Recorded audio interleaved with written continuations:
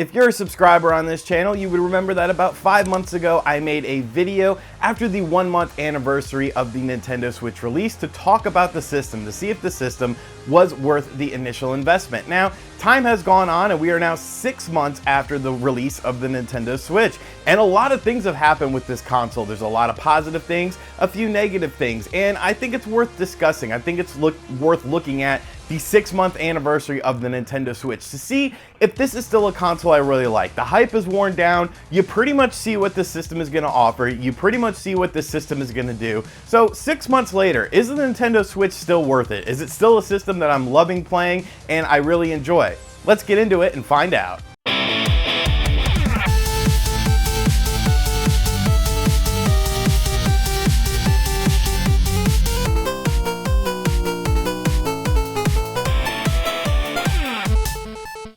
So with these videos, I like to start out with the negative aspects of things and finish on the positive things, because you should always start with something bad and end with something good. That's just kind of how I operate in life. So we're going to discuss a few things I don't like about the Nintendo Switch currently that have not been fixed yet. And the first thing would have to be the Virtual Console. Now, I'm obviously a big collector, so a lot of these games I already own, but I would like to see a Virtual Console on the system. It's been 6 months and we still know little to nothing about that. And while it doesn't really impact me that much, I could see it really impacting other people who sort of rely on systems like the Nintendo Switch and these Nintendo consoles to play these old classic games. Maybe they don't like doing emulators, maybe they just want to have the game on the go. And I could definitely see that aspect of it. I think it would be amazing to play something like Super Mario 64 on the go on the Nintendo Switch screen, because it's such a nice looking screen. It's very crisp and vibrant, and a game like Super Mario 64 would look really awesome on it. It's a shame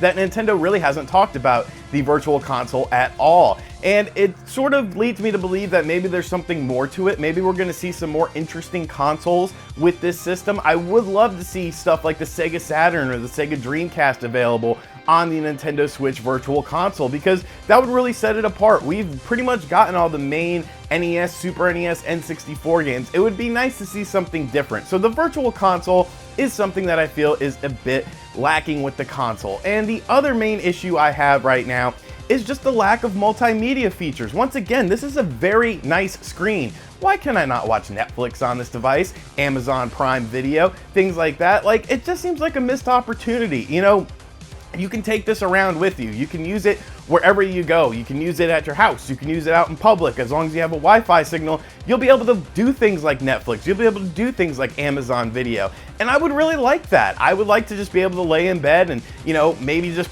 hold up my Nintendo Switch and watch a movie or something, or watch a couple episodes of a TV show. It's really strange, and it really seems like a missed opportunity that we haven't heard anything about this yet. Nintendo has been very silent on the whole paid aspect of their online service, which has now been delayed until 2018. And because of that delay, we still haven't heard anything about a Virtual Console. We still haven't heard anything about multimedia apps on the system. So definitely room for improvement there. It's definitely an area that's probably the weakest of the console, and something that does need to be addressed sooner than later, because I could see a lot of people getting, you know, tired of waiting for announcements of the Virtual Console, tired of waiting to have basic multimedia features on the Nintendo Switch. Now, that's really all the main issues I have with the console. There's some other small issues, but as far as main issues go, those are my two biggest areas that the system needs improvement. We are now 6 months since the launch of it, and it's still a barren wasteland of no Virtual Console and no multimedia features. So with that being said, let's get into the positive aspects. Let's talk about the present of the console and the future of the console. Now, as far as the positive aspects of the Nintendo Switch,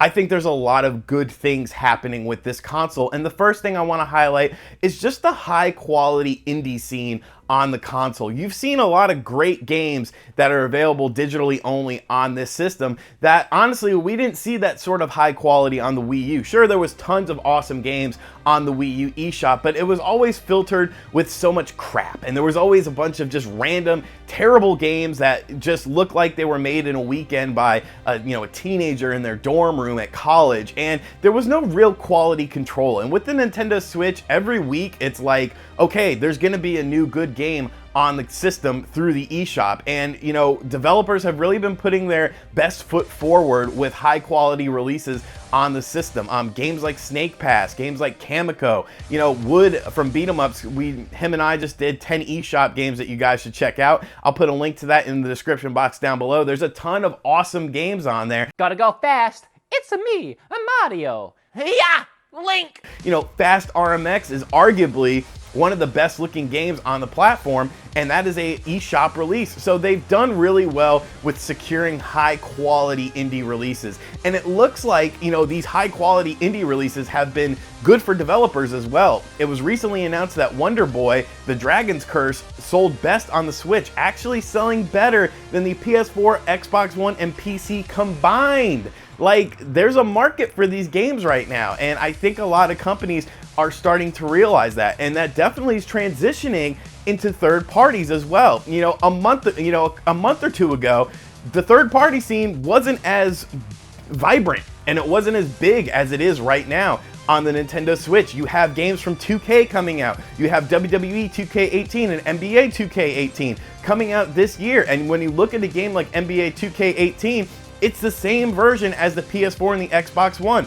The main difference is downscaled graphics and 30 frames per second. But when you figure in the fact that you could take that game with you on the go, that to me is way more important than some frame rate. You know what I'm saying? As long as the game runs well, and from what we've seen from various off-screen footage, it does run well. That's a huge plus. And a game like that, a game like WWE 2K18, is really going to benefit from being able to go from docked mode to portable mode and be able to play this game wherever you go. Rockstar is getting in the mix with their LA Noire game, and that was a game that was very heavily rumored even during the NX stages, but it was finally confirmed it's coming out this year. A lot of Western third parties are starting to latch onto the Nintendo Switch because games are selling on it, and games are doing well on it, and gamers want games for the system, and that's a very positive thing. You also have companies like Nicalis who are just coming out with all of these different games. Tiny Barbarian DX, Cave Story Plus, The Binding of Isaac. They have an awesome fighting game called Blade Strangers coming out on the Nintendo Switch. And these are all retail releases which people like me, collectors, really appreciate. I would much rather pay, an extra $10 to have the physical release of the game than, spend the less $10 and buy it on the eShop and take up, memory card space. Because to me, I would rather have something tangible. I'd rather have something physical. And a lot of people are like that. So companies are starting to gravitate towards the system, and that's due to high software sales, high attachment rates, and just a general buzz with the system. The system is still a bit difficult to come across right now. So it's very interesting, and I've always said that Western third parties go where the money is. And as long as something sells, they will put their games on it. And this is definitely proof of that. You've got Capcom with the Resident Evil collection. Like, where was that coming out of? Like, it just completely came out of left field. And all of these games are being announced, and then they're coming out in a month or 2 or 3 months. So it's very interesting to see. You also have, of course, Nintendo themselves putting their best foot forward this year and releasing tons of high quality releases. Games like Splatoon 2, games like Breath of the Wild, new IPs like ARMS, remixed games, remastered games like Pokken Tournament HD, and of course, the upcoming Super Mario Odyssey, which is going to be the highest selling game this holiday season. Let's not act like it's not going to be. It's going to be an amazing game. It already looks like an amazing game, and it's going to be a real catalyst for more sales for this system.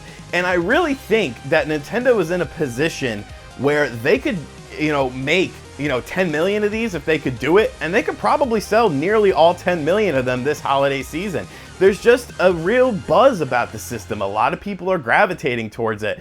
And with announcements of games coming out, and there's so many games coming out this holiday season, whether you're a Nintendo fan or whether you're a third-party fan, that your wallet's going to be crying. And that's not even calculating all the awesome indies that are coming out too.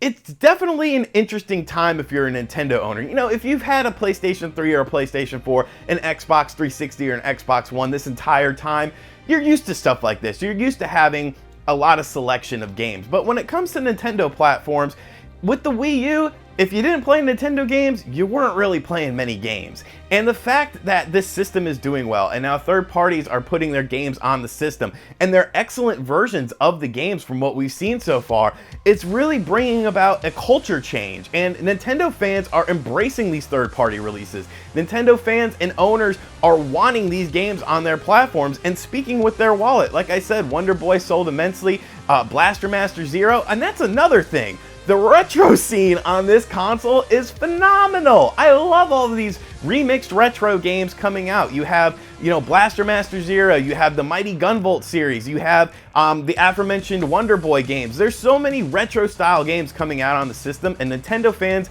are eating it up because that's the kind of stuff we like, really. So, is it still worth it 6 months later? Now that the hype has died down, now that you're seeing what the system is bringing to the table, now you see sort of the future of the system with third parties getting on board, I say yes. It is definitely my most played system. I do love my PS4. I think it's a phenomenal system, but being tethered to a TV feels so old school right now. Being able to take this wherever I go, being able to play it at the doctor's office, at a slow part of my day job at work, it's just an amazing thing. And the fact that you're getting all these high quality releases from Nintendo, upcoming high quality releases from these third party companies, it's really amazing. And I really think the Nintendo Switch is going to end up being something special. So if you have not jumped on the Switch bandwagon, right now is a great time to jump on. You have games like Pokken Tournament DX, Fire Emblem Warriors, Xenoblade 2, Super Mario Odyssey from Nintendo. You have top tier third party releases, NBA 2K, WWE 2K, you have Skyrim, you have the Resident Evil collection, you have LA Noire. Like, there's something for everyone with this system. And Nintendo finally figured out what they wanted to do with the Wii U and did it with the Switch and made it work.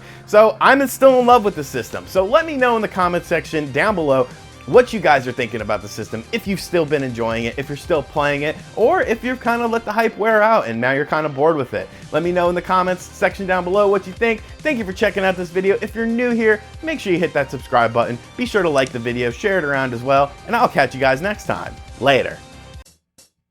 RGT 85, RGT 85.